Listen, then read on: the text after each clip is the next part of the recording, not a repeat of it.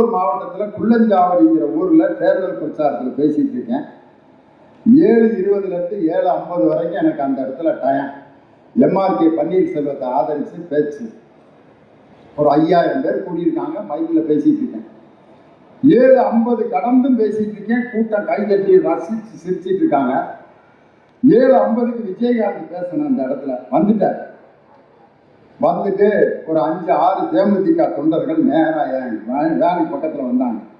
போச்சுரா, ஏதோ கலகம் பண்ண போகிறாங்க, அடிக்க போகிறாங்க, அல்லது ஏதோ பிரச்சனையாக போகுதுன்னு பயந்து போலீஸ்காரங்களையெல்லாம் பார்த்தேன். அந்த தொண்டர்கள் வந்து சொன்னாங்க, கேப்டன் உங்களை தொடர்ந்து பேச சொல்கிறார். 7:50 நீங்கள் எவ்வளோ நேரம் வேணாலும் பேசலாமா. அவர் இருந்து ரசித்து கேட்டுட்டு அப்புறம் வந்து பேசுகிறேன்னு சொல்கிறாரு.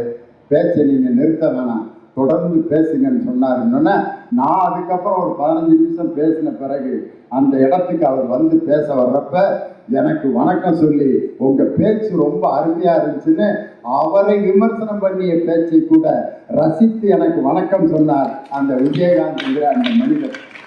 ஏன்டா அவருக்கு இவ்வளவு பேர் வந்து அஞ்சலி செலுத்துறதுக்கு இவ்வளவு பெரிய கூட்டம்? ஏன், என்ன காரணம்னா, வலது கை கொடுப்பதை இடது கைக்கு தெரியாமல் பலருக்கு அவர் எக்கச்சக்கமா உதவி செஞ்சிருக்கார். கோயம்பேடு இல்லத்துல நான் போய் அவருக்கு அஞ்சலி செலுத்த போனேன். பயங்கர கூட்டம். விஜயகாந்த் நம்ம விமர்சனம் பண்ணியிருக்கோமே, கண்டிப்பா தேமுதிக தொண்டர்கள் ஏதாவது பிரச்சனை பண்ணுவாங்கன்னு பயந்துக்கிட்டு போலீஸ்காரங்களை பார்த்து கூட்டு போங்க அப்படின்னு. அதான் ஒன்றும் இல்லை, நீங்க வாங்க சார் அப்படின்னு போலீஸ்காரங்க என்னை கூட்டு போல.